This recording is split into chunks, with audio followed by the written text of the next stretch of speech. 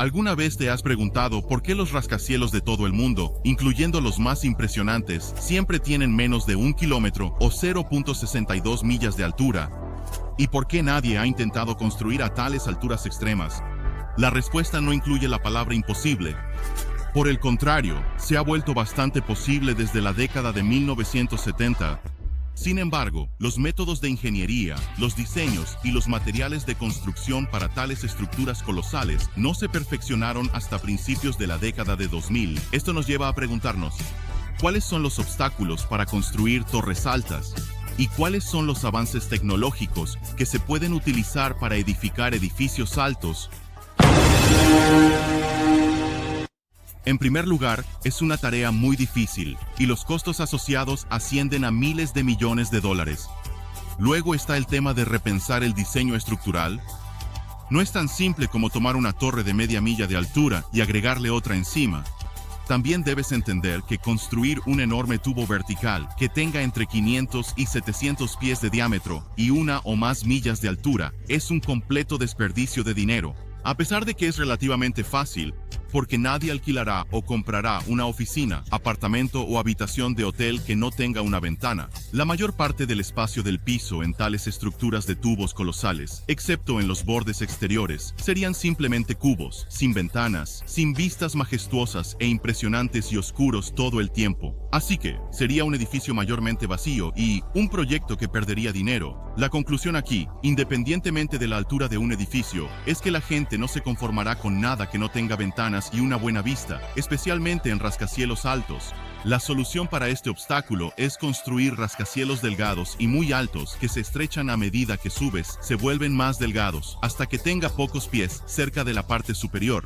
Esto creó una solución, pero también un nuevo problema. Los primeros 300 a 600 pies de un rascacielos súper alto, que se estrecha gradualmente, seguirán siendo simplemente demasiado anchos y poco deseables. Además, dejar un espacio de piso tan gigante vacío es una locura y un desperdicio de dinero. La solución para este segundo problema ha estado disponible durante un tiempo y se ha demostrado que es bastante efectiva. El edificio más alto del mundo en la actualidad es el Burj Khalifa en Dubái. Abordó este problema utilizando un núcleo contrafuerte, donde un núcleo central hexagonal de concreto es sostenido por 3 contrafuertes triangulares, como las aletas de un cohete. Así que lo que realmente obtienes son 3 rascacielos que representan cada uno una de las ramas de una estructura en forma de I. Estos 3 edificios están todos conectados entre sí por el núcleo, que es el centro de la I-tur. Este rascacielos en forma de I se estrecha a medida que subes, lo que significa que no importa dónde estés en el edificio, aún puedes ver cómodamente el exterior.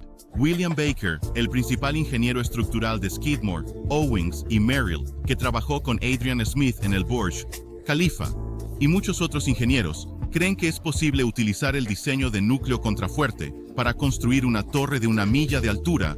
Sin embargo, estos mismos ingenieros todavía piensan que los primeros 30 pisos de la torre de 1 milla de altura seguirían siendo demasiado grandes, con áreas interiores demasiado alejadas de las ventanas y la luz del sol. Es apto para estacionamiento, salas de mantenimiento, almacenamiento, grandes jardines zen interiores, parques temáticos o centros comerciales y cines, entre otras atracciones. Esta solución, según estándares, hace que el edificio sea financieramente viable, ya que los 500 pisos superiores seguirían siendo bastante deseables para uso comercial, residencial y de oficinas rentables.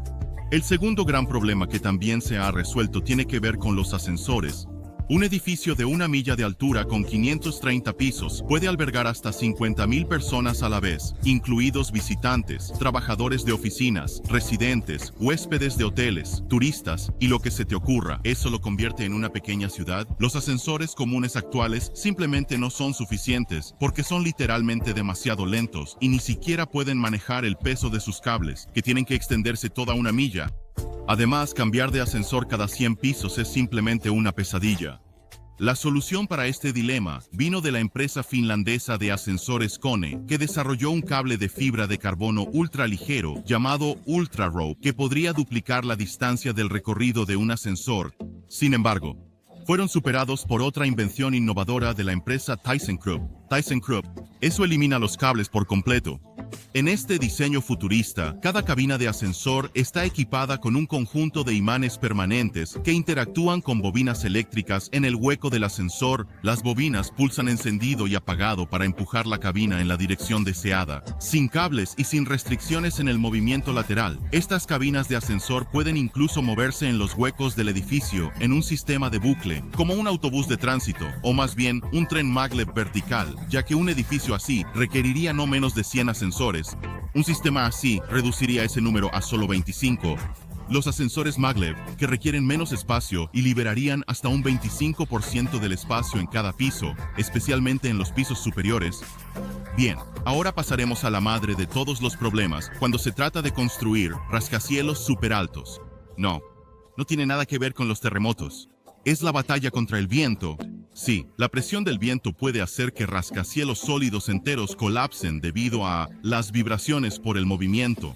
No importa cuán fuertes sean los materiales utilizados para construir un rascacielos, la presión del viento sobre el edificio es simplemente ineludible. No solo el edificio tiene que ser muy sólido, sino también tener una forma aerodinámica que reduzca la presión del viento y, por lo tanto, el movimiento.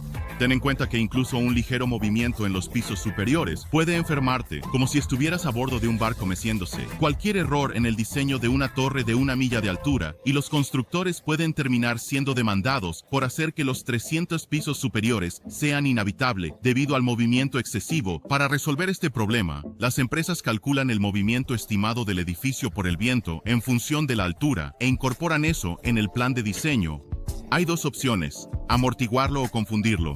Muchos rascacielos modernos y altos de hoy en día incorporan un amortiguador de masa sintonizada, que es un contrapeso que ayuda a equilibrar la fuerza del movimiento en el exterior del edificio. Por ejemplo, la Torre Taipei 101 en Taiwán alberga un péndulo esférico de 730 toneladas que se balancea de un lado a otro, equilibrando la fuerza del viento de tormentas y tifones. El tamaño y el peso del amortiguador se personalizan según la masa y la altura del edificio. La otra opción es confundir el viento, lo que significa que los constructores pueden diseñar el edificio de tal manera que cambien las dinámicas en cada piso, reduciendo cada placa de piso sucesiva entre 4 y 8 pulgadas, o redirigiendo el viento al incorporar características aerodinámicas para asegurar que el viento no acumule niveles peligrosos de presión en la estructura. Ten en cuenta que esa segunda opción, que es bastante ideal, no es fácil. Desviar el viento a través y alrededor de la superficie de una estructura alta puede crear un vórtice que puede golpear el edificio con bastante fuerza, causando vibraciones constantes o un balanceo cíclico que puede empeorar hasta que la estructura colapse. La solución a esto es dirigir el viento a través y alrededor del edificio utilizando canales, aletas y curvas suaves. Los cálculos tienen que ser bastante precisos o los resultados pueden ser catastróficos. Todo esto nos lleva al tema de los materiales de construcción. Hoy en día, el mejor material para rascacielos ultra altos es el concreto de alto rendimiento, reforzado con microfibras que se ha considerado más fuerte que la resistencia a la compresión del acero estructural. En cuanto al núcleo, la estructura esquelética y los cimientos, no hay nada mejor que construir sobre la roca.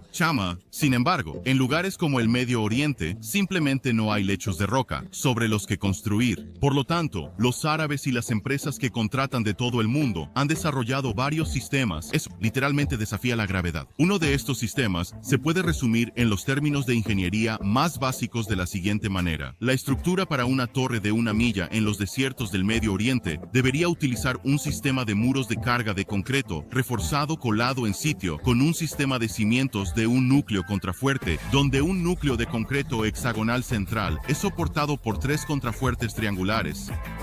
Todas las cargas de gravedad y viento lateral sísmico serían resistidas por el sistema de concreto colado en sitio. Muros de concreto reforzado de alta resistencia que están interconectados por acoplamientos o vigas, lo que permite el acceso a las diversas zonas de la placa del piso. Esto significa una estructura de torre de 1 o incluso 2 millas en los Emiratos Árabes Unidos, Qatar, Kuwait, Omán, Bahrein, Egipto o Arabia Saudita. No necesita muros de contrafuertes, vigas de transferencia de columnas, ni columnas de gravedad desconectadas del sistema de resistencia a cargas laterales. La magia radica en las paredes que están estructuralmente conectadas y participan en la resistencia a las cargas laterales de viento y sísmicas, y en la tecnología de núcleo contrafuerte que ya ha sido probada. Dichos edificios se asentarían sobre un sistema de cimientos que combina plataformas de pilotes, una matriz de pilotes de concreto reforzado de eje recto y grueso, perforados dispuestos sobre toda la huella de la torre. Estos pilotes se perforarían a una profundidad de hasta 400 pies en el centro de la torre, y a la mitad de eso, debajo de los extremos de las 3 alas.